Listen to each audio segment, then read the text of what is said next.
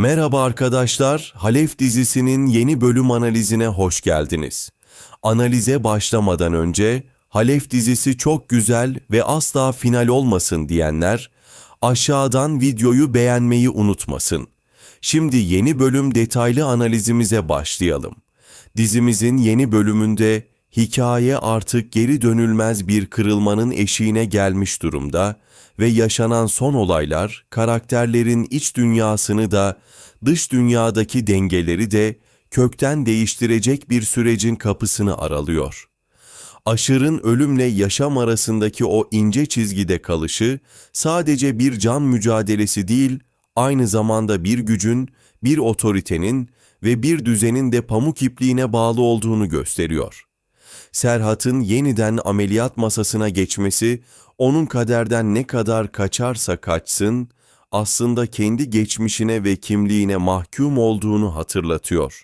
Bu durum ilerleyen süreçte Serhat'ın içsel çatışmasını daha da büyütecek, çünkü bir yandan hayat kurtaran biri olmanın yükünü taşırken, diğer yandan bu hayatların bağlı olduğu karanlık düzenin içinde kalmaya devam etmek zorunda kalıyor. Bu ikilem onu hem duygusal hem de psikolojik olarak yıpratacak ve daha sert kararlar almaya zorlayacak. Aşır'ın hayatta kalması durumunda eski düzenin yeniden kurulması beklenebilir. Ancak artık hiçbir şey eskisi gibi olmayacak. Çünkü onun zayıf düşmesi çevresindeki herkesin gerçek niyetini ortaya çıkarmaya başladı. Güç boşluğu kısa süreli bile olsa ortaya çıktığında insanların maskeleri düşer ve bu boşlukta kimin neye dönüştüğü açıkça görülür. Bu yüzden Aşır gözlerini açsa bile çevresine artık eskisi gibi güvenemeyecek ve bu güvensizlik yeni çatışmaların temelini oluşturacak. Eğer hayatta kalamazsa bu durum çok daha büyük bir kaosa yol açacak, çünkü ortada paylaşılması gereken büyük bir güç ve bu güce talip olan birden fazla kişi var. Bu durumda ittifaklar hızla kurulup hızla bozulacak ve herkes kendi çıkarı için en yakınındakini bile harcamaktan çekinmeyecek. Ziya'nın hapiste olmasına rağmen ipleri elinde tutmaya çalışması, onun ne kadar tehlikeli ve stratejik bir karakter olduğunu bir kez daha gösteriyor.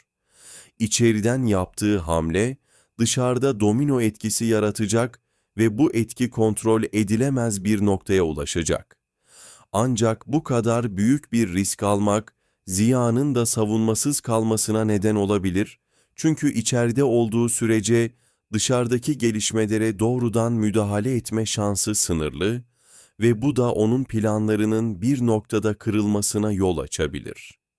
Bu kırılma anı, hikayede büyük bir sürpriz olarak geri dönebilir ve Ziya'nın beklenmedik bir kayıpla yüzleşmesine neden olabilir. Serhat'ın Aşır'ı vuran kişinin peşine düşmesi, aslında sadece bir intikam arayışı değil, aynı zamanda kontrolü yeniden ele geçirme çabası. Bu süreçte karşısına çıkacak her engel onun daha da sertleşmesine neden olacak ve onu duygusal olarak geri dönülmez bir noktaya sürükleyecek.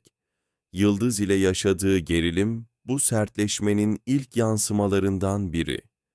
Yıldız'ın fevri hareketleri kontrolsüz gibi görünse de aslında içten içe büyüyen bir öfkenin ve bastırılmış duyguların dışa vurumu. Bu öfke ilerleyen bölümde çok daha büyük bir patlamaya dönüşebilir ve beklenmedik sonuçlar doğurabilir. Serhat ile Yıldız arasındaki bu çatışma sadece iki kişi arasındaki bir gerilim değil, aynı zamanda iki farklı bakış açısının ve iki farklı yolun çarpışması, Melek'in güç kazanmaya başlaması, hikayenin en kritik dönüşlerinden biri.